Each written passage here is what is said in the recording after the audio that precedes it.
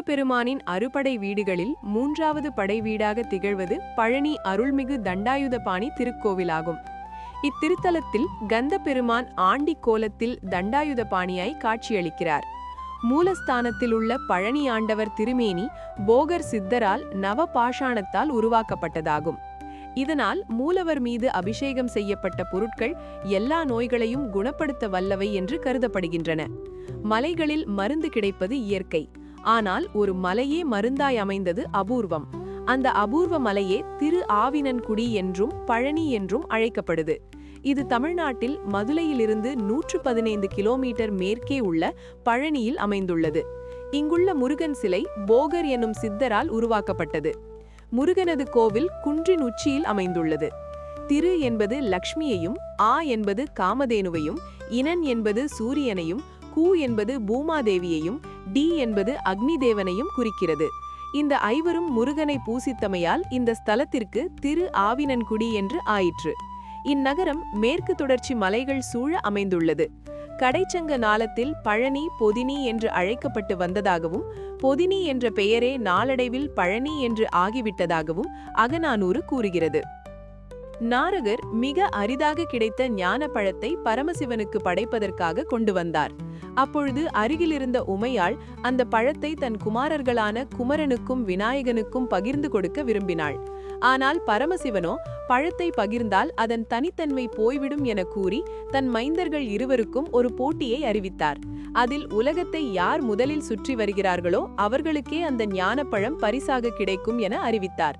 குமரனோ தனது மயில் வாகனத்தில் ஏறி சுழலும் உலகத்தை சுற்றி வந்தார். விநாயகனோ தன் பெற்றோரை உலகமாக கருதி அவர்களை சுற்றி வந்து ஞானப்பழத்தை வென்றார். இதனால் ஏமாற்றமடைந்த குமரன் அனைத்தையும் துறந்து பழனி மலையில் குடியேறினார். அன்றிலிருந்து அவர் நின்ற இடம் பழம் நீ என அழைக்கப்படுகிறது.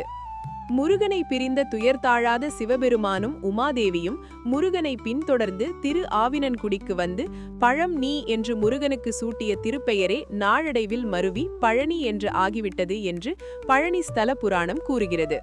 பழனி மலை மேல் உள்ள கோவிலுக்கு செல்லும் மலைப்பாதையில் அமைக்கப்பட்டுள்ள சிவன், பார்வதி, கணபதி, முருகன் ஆகிய சிற்பங்கள் பழத்திற்காக உலகை வலம் வந்த போட்டியையும், மலைமேல் முருகப்பெருமான் சன்னதிக்கு தென்பாகமாக காணப்படும் கைலாசநாதர் ஆலயம் இறைவனும் இறைவியும் முருகனை பின்தொடர்ந்து வந்து சமாதானம் செய்ததையும் உணர்த்துகின்றன. பொதிகை மலையில் வந்து தங்கிய அகஸ்திய முனிவர் தன் சீடனான இடும்பாசுரனை கையிலை சென்று அங்கு முருகனுக்குரிய கந்த மலையில் காணப்படும் சிவசக்தி ஸ்வரூபமான சிவகிரி, சக்திகிரி எனப்படும் இரு சிகரங்களையும் தனது வழிபாட்டிற்காக கொண்டு வரும்படி பணித்தார்.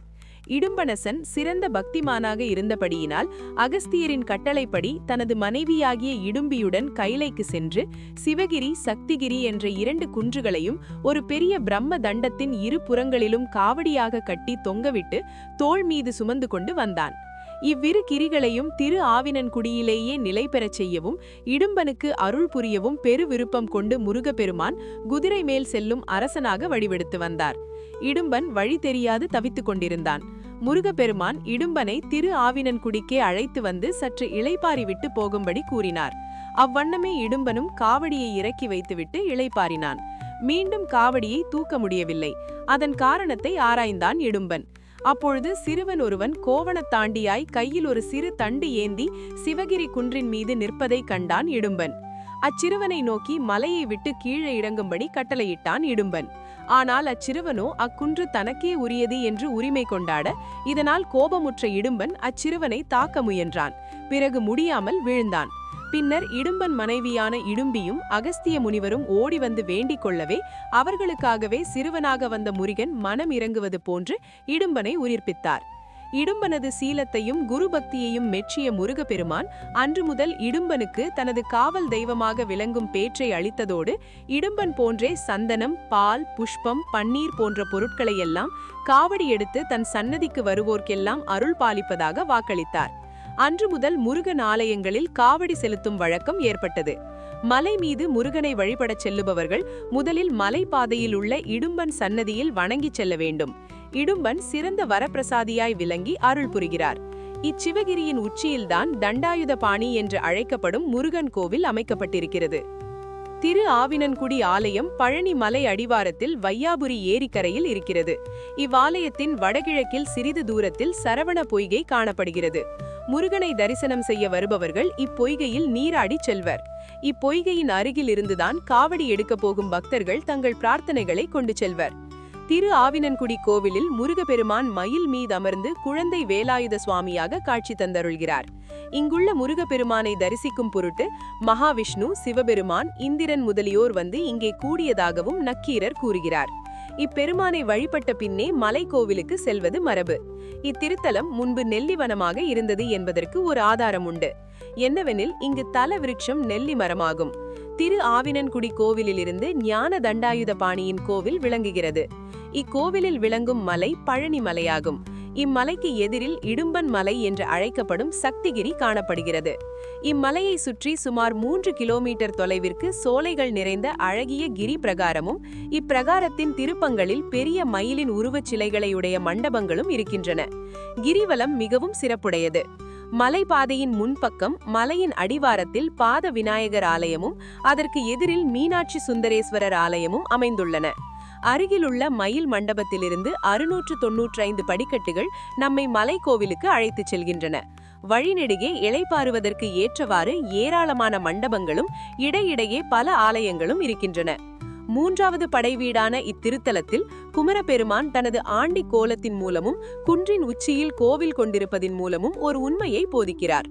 ஆனந்தமயமான ஆண்டவனை அடைய வேண்டுமானால் ஆன்மாக்கள் முதலில் பற்றை முடிக்க வேண்டும். பற்றை ஒழித்த நிலை நீடிக்க வேண்டுமானால் மனதை இறைவனிடம் செலுத்தினால் மட்டுமே முடியும். மூலஸ்தானத்திலுள்ள பழனி ஆண்டவர் சிலை வடிவில் தோன்றினாலும் உண்மையில் அவரது திருமேனி போகர் எனும் சித்தரால் நவபாஷாணம் எனப்படும் 9 வகை மருந்துகளால் உருவாக்கப்பட்டதாகும். இப்படை வீட்டில் முருகப்பெருமான் அபிஷேக பிரியராக சிவனின் அம்சமாக விளங்குகிறார். மற்ற திருத்தலங்களைப் போல் அல்லாமல் இங்கு இரவு பூஜை முடியும் வரை சன்னதி சாற்றப்படுவதில்லை. அதிகாலை முதல் இரவு பூஜை முடியும் வரை சதா பன்னீர், சந்தனம், பால், பஞ்சாமிரதம், திருநீறு ஆகியவற்றால் அபிஷேகங்கள் நடந்த வண்ணமே இருக்கின்றன. அபிஷேகம் செய்யப்பட்ட பொருட்கள் எல்லா நோய்களையும் குணப்படுத்த வல்லவை என்று கருதப்படுகின்றன. தண்டாயுதபாணி சுவாமியை மொட்டையாண்டியாக படங்களில் சித்தரித்திருந்தாலும் இப்பெருமான் சடாமுடியுடனே விளங்குகின்றார் என்பதனை அபிஷேக காலத்தில் நன்கு அறியலாம்.